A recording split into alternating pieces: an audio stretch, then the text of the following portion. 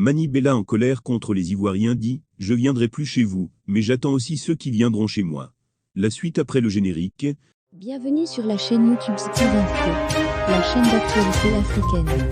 Abonnez-vous à la chaîne sans oublier de cliquer sur la cloche de notification juste en bas.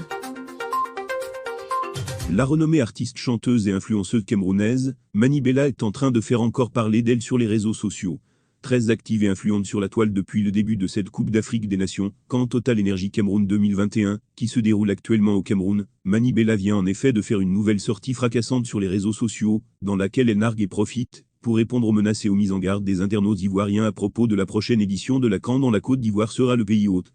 Mani Bella, mépriser les institutions d'un pays, c'était amusement.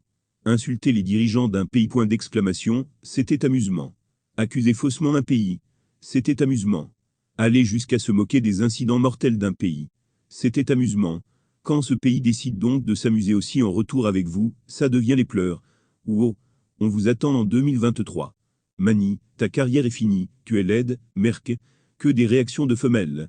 Raison pour laquelle vous demeurez nos femmes à vie, et, les femmes, on sait, ça bavarde beaucoup. Perso, je ne viendrai plus chez vous, j'assume. Mais j'attendrai aussi ceux qui viendront chez moi. Et sachez que, mes frères n'ont pas besoin de la coupe de 2023. On prend celle-ci, ça nous fait 6. Au pire, on donne à une autre équipe, et, l'année prochaine, on se repose. Vous faites le chantage à qui, a-t-elle déclaré. Pour ceux qui fréquentent les réseaux sociaux, vous aurez sans doute remarqué que ce n'est pas le grand amour en ce moment entre le Cameroun et la Côte d'Ivoire.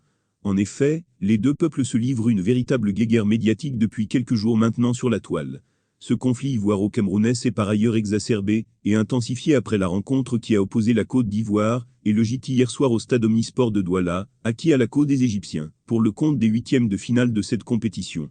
On rappelle que les éléphants de Côte d'Ivoire ont été éliminés, 4-5, par les pharaons d'Égypte à l'issue d'une séance de tir au but fatidique. Depuis lors, le chambrage ou la taquinerie a alors viré en un règlement de compte sur les réseaux sociaux.